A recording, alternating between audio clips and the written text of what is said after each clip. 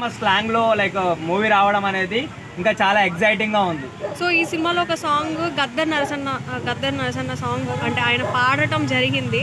ఆ సాంగ్ లో voice base వింటుంటేనే అర్థమవుతుంది ఇక థియేటర్ లో ఎలా ఉండబోతుంది అంటారు. నిజంగా చెప్తున్నా, ఏదైతే ఈ పాట వస్తుందో లైక్ గద్దర్ పాడిన పాట, నిజంగా చెప్తున్నా లైక్ సీట్లు మాత్రం ఏడికాడికి ఊసిపోతాయని చెప్పుకోవచ్చు. నిజంగా ఒకలాంటి బేస్ వస్తుంది, ఒకలాంటి బేస్ లో లైక్ ఒక ట్రాన్స్ లాగా తీసుకుపోతే మళ్ళీ గద్దర్ని గుర్తు చేస్తుండే వాయిస్ తోని. నార్మల్గా పొలిటికల్ పాటలకే మనకి ఊపు వస్తుంది, అలాంటిది ఆయన సినిమాలలో పాడటం. చెప్పు.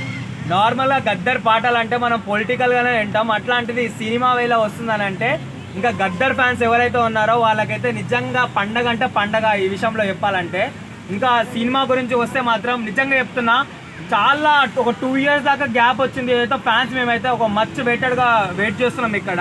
సో ఈ సినిమాతోనే మాత్రం ఇంకా నెక్స్ట్ లెవెల్కి వెళ్తాడని చెప్పేసి లైక్ వరుణ్ తేజ్ గారు అయితే నిజంగా చెప్తున్నా. ఎందుకంటే ఆల్రెడీ లైక్ ఏదైతే లావణ్య త్రిపాఠి మేడంని పెళ్లి చేసుకున్న తర్వాత హిట్లు అయితే ఏవో కొనసాగుతున్నాయో దాంట్లో ఇంకో హిట్ కొనసాగుతుందని చెప్పుకోవచ్చు. సో ఓవరాల్గా లైక్ వరుణ్ తేజ్ ఫ్యాన్స్ మాత్రం పండగ అంటే పండగ. చెల్లి నేషనల్ అవార్డు కొట్టింది, తర్వాత అన్న కూడా ఇట్లాంటి కొట్టే ఛాన్సెస్ ఏమైనా ఉన్నాయంటారా? నిజంగా చెప్తున్నా, చెల్లి కొట్టిందిగా అన్న కూడా కొట్టి చూపిస్తాడు.